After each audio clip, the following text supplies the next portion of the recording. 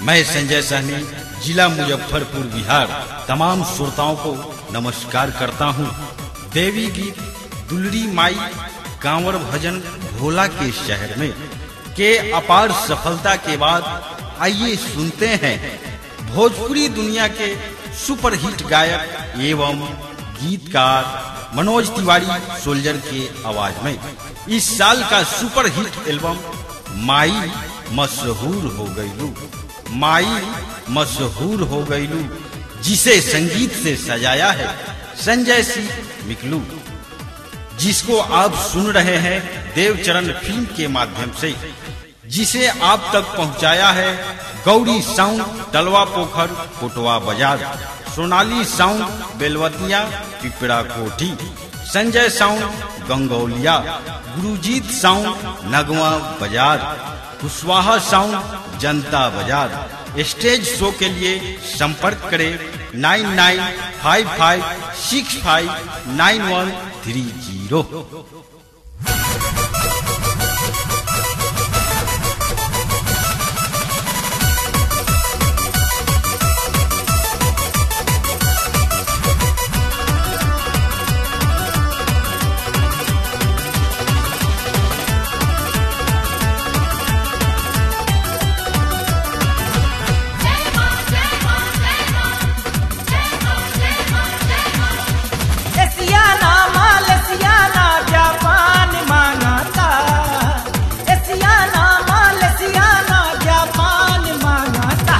माई खून के प्यासल इंडियन पाकिस्तान मांगता,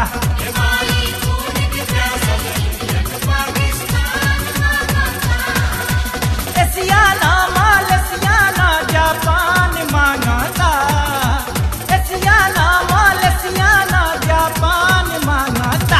हे माई खून के प्यासल इंडियन पाकिस्तान मांगता।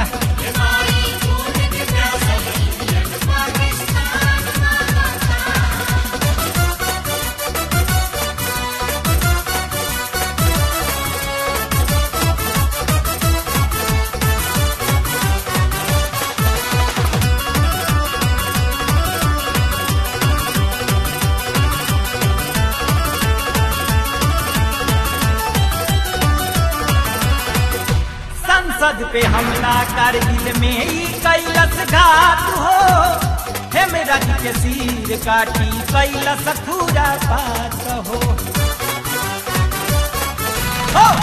संसद पे हमला कारगिल में ही कैलस घात हो, हेमराज के सिर काटी कैलस पूरा बात हो। रगड़ा रगड़ी नहीं घमसान चाहता, रगड़ा रगड़ी नहीं घमसान चाहता। हे माई खून के प्यासल इंडियन पाकिस्तान मांगता।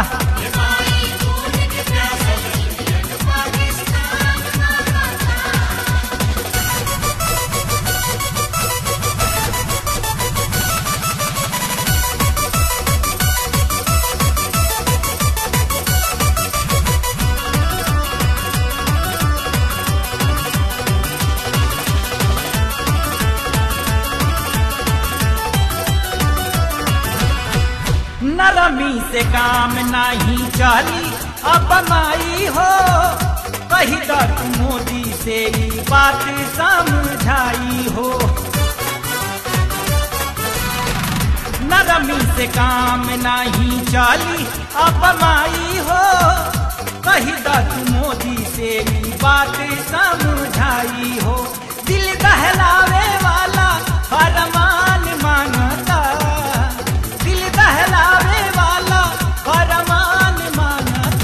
हे माई खून के प्यासल इंडियन पाकिस्तान मांगता।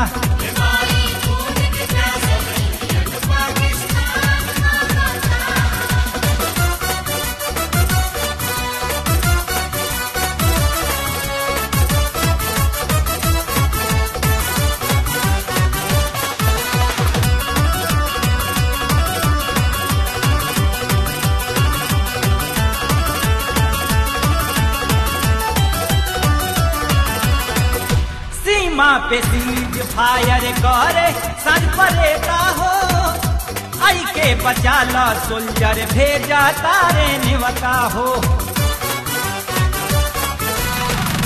सीमा पे सीज फायर करे सज परे का हो।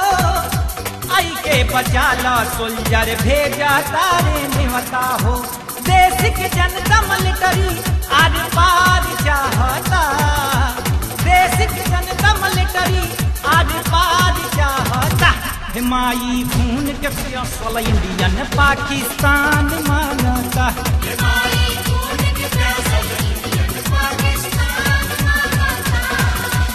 एशियाना मालसियाना जापान मांगता।